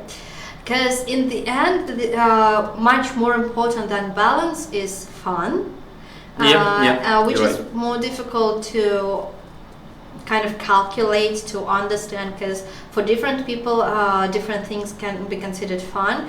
So we usually don't think about the balance per se, just like it's more, balance is a tool to achieve fun for the players. You're right. So it's never an end goal, and that's very important, because I think when a game focused, especially single player games, when You really don't have to balance the different builds between themselves. It's game can become a little bit too boring because sometimes when you focus too much on the balance, everything becomes too polished. So it's too polished. Not in terms of, I understand it. not but, in terms of not having elaborate. balance, but more in terms of okay, this encounter is balanced, so you can always kill if you use this or that abilities, but it doesn't add the creativity of so it's always boring. yes basically boring, so because it's very important to leave a lot of room for players' creativity, at least I believe that it's much more fun for me as a game designer or in general game developer when we don't kind of basically make a linear playthrough, not in terms of narrative also, but in terms of game mechanics, but when just like, okay, this is tools that you can have, this is what you will get while you're playing this game, now just create whatever you want. You might want to create some weird builds, you might want to create a more like role-playing builds where it's more important for you to stick to one class and basically equip all the class related items and so on and so forth. And Trevor leaves no creativity. And sometimes at this point, Trevor is a punching bag of the players in terms of he's bad for this. Well, at least most of the people say that Trevor is written nicely, like his story is an interesting story. But yeah, at every other leaves direction, a lot of challenge for your creativity. it's a nice way to put it, I think. The predefined builds are bad for high difficulty. That's the only problem. Yeah, and I only think that those kind of suffers from it, but still kind of you can maybe help him out, and he will still be usable high difficulties. And Trevor and that's all. Even Aru, yeah, she came kind of late on kind of high level, but she's useful. She's useful. She gets a lot of ability. Yeah, a lot of stats, a lot of abilities. Yes. So she's still useful. Graber is too coming to a party kind of late, but still he's useful. He's a great slayer. He's like a damage dealer, little machine of hate and money lost. But I think he's useful. Well, even on higher difficulties, I think. Oh, with Braver it was a funny thing that I think we've fixed several times how much he asked to donate the money, and I think right now he asks. He kind of asks for several less times, maybe. Yeah, less than his equipment costs in general. So he's just like, I think you can kind of take him into the party, take out his equipment, sell, and be in the plus. I think so. I'm not sure. Maybe not when you sell it, but definitely the base value of items are more expensive than he asks for. Well, he has like what 2 axes, and both of them are kind of grey. No, at least they're expensive. Yes, they're quite unique. So yeah. And at some point I wanted to give him more just to make him more appealing, but then we decided like, people will just take him, sell everything. I just like. Bye. I remember maybe let us slowly wrap up the thing. We'll just discuss one thing and collect your last question from the chat. Yep. So while we're speaking, you can ask whatever else you have in your sick minds, you freaks, and then. I love you guys. I understand you. We're also all a little bit weird. So and then we will answer them later. So, one question. You said it was funny how you were skeptical about one certain character, Rachel, a gnome Hell Knight. So, not only me. Not only me. Like all of us, all our team. All game designers. All game designers was just like I think it was the narrative design team that came up with this idea of gnome Hell Knights, and we were just like.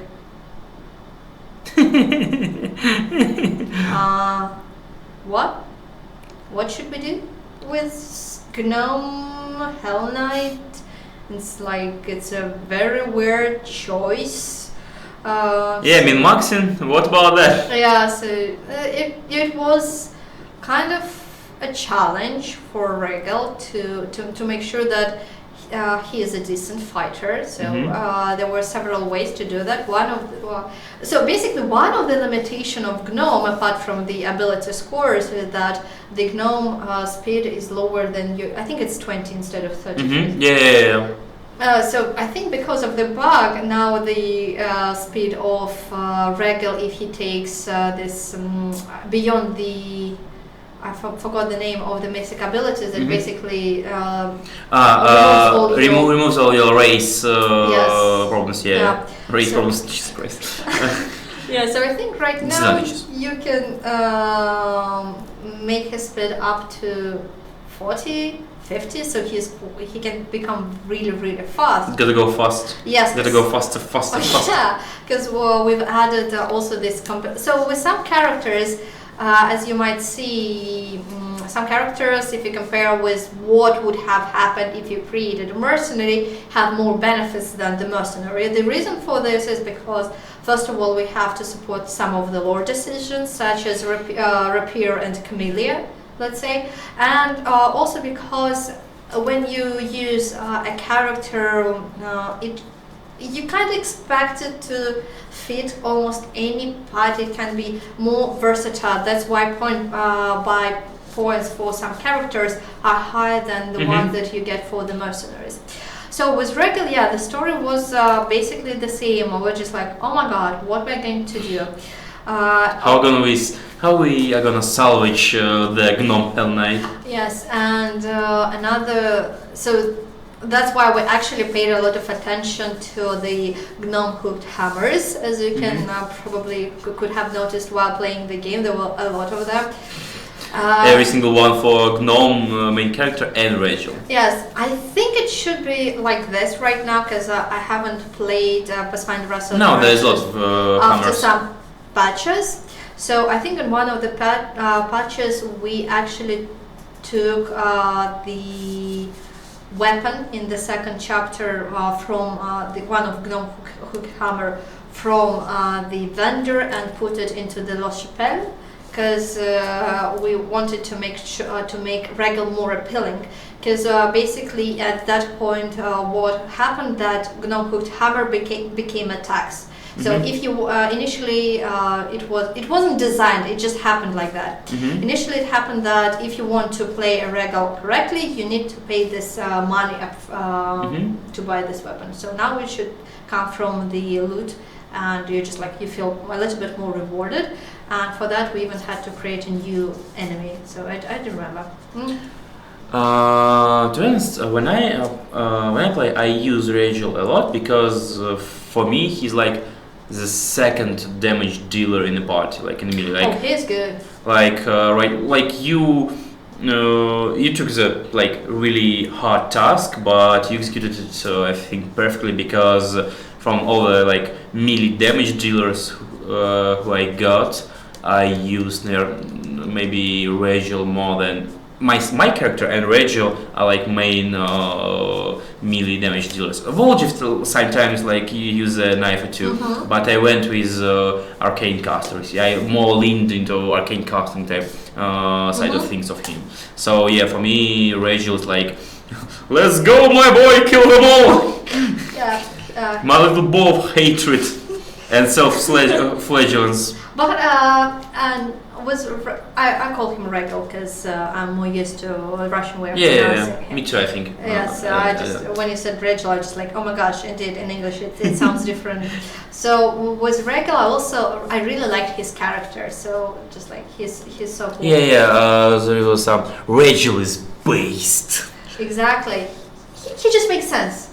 Well, he's not. I have a theory about Rachel. But I will not tell this theory on stream. I will tell it later. Why I think a lot of people think about Rachel as a based, as a good character. I have a theory. It's quite controversial. It's very controversial, and if I will say this on stream, people will find me and murder me. I 100%, but I think I know why a lot of people think like this about Rachel. Okay. And I'm curious. because of the theory, I think they're all wrong. That Rachel is not based, and Rachel is a great character. I like a lot of things in his character are great. Like the gnome who think like, yeah, I will lose colors. So what? So what? And it's basically Rachel and his attitude is sometimes we are in the end of production. Yes, I lost any will to live, but so what? We have to deliver the game, we have to fix the bugs. Yeah, that's fine. I hope OK make more Pathfinder and not Starfinder. Look at my eyes. Yes. And silence. Total radio silence after this message. And we'll continue. Yes, I'm way more into fantasy than sci-fi. Iron Guts. Iron Guts is literally sci-fi into Pathfinder, if I remember correctly. It's an adventure that takes place in the country with a lot of technology and so on. So it's a sci-fi in Pathfinder before Starfinder was created, if I remember correctly. Rachel is very judgmental. That's why I like him. Rachel had an incubus lover and got cheated on, so now he hates everything. Jesus Christ. And this is the first message of the chap who we were like, this is the first that we want to say to all cats. I know what kind of stream we should do. We should make a stream where we together with we'll rate characters. No, well, we can do that as well. Tinder for Pathfinder. No, we write the fanfic. I will never escape this. Like, can you imagine? If we'll do something like that, we need to invite one or two of my colleagues.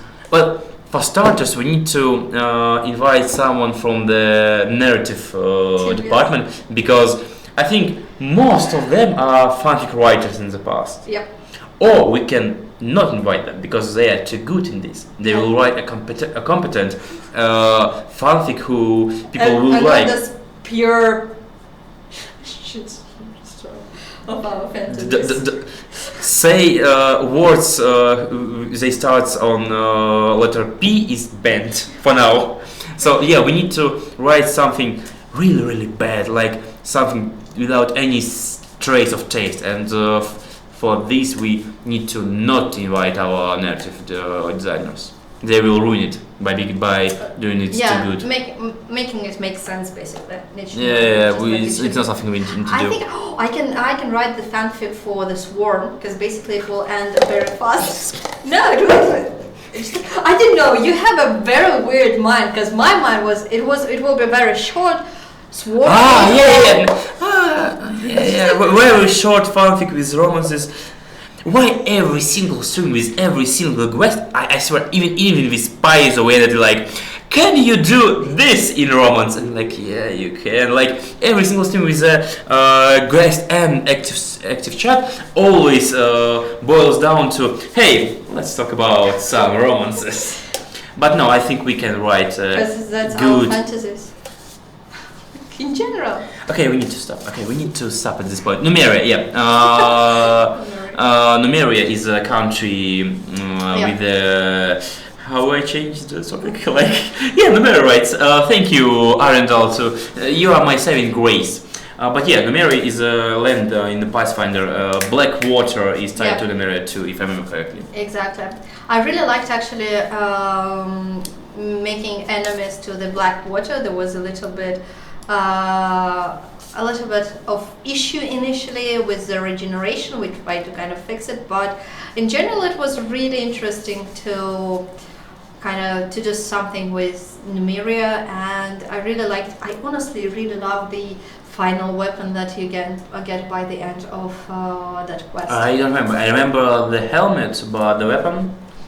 The weapon, it is, I think, great sword with a Numerian visual, basically. So it's very different from what you get, and it should grant you 1 out of 4 or 5 different passive abilities.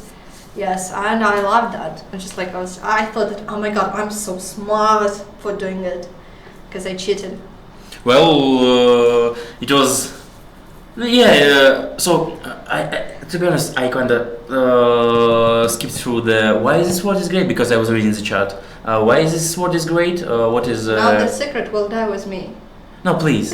No, I just liked it because it fitted thematically. It really grants nice powers possible. It should be able to even be kind of useful for non-great sword wielders such as wizards. So yeah, you can. It wasn't that bad. No guns, no pistols, no guns, no pistols. No guns, no pistols. Yeah. I would like to get a null sword One from day we will Technology get the whip, guys. Yes, whip in the game. In the game, yeah. Okay, at this point we'll need to rest, to sleep, to go on our weekend. It was nice to talk with you guys. I hope. Stupid. I'm sorry. I think I just come to your stream and then ruin everything with. No, to be honest, it was amazing to have you on stream. I hope we'll maybe see you more later down the line. We would love to, because even if we bounce a little bit, even if you, I will not say this. Demoralize me a lot. I would say. Wait, I didn't demoralize you once. It's just a joke. It's just a joke. I would. There is another word, and I think people would understand what I was meaning. But still, it was nice to have you on stream. We'd love to see you more. I think people who watch us would love to see you more too, because interact with them more. Yeah. So, but yes, more Yulia, please. Peggy 16. Okay. Ganz Gesichten in numerous and Alexander. I was awesome seeing you guys. Have a great weekend. All of you have a great weekend too. And goodbye. Let us end like this. And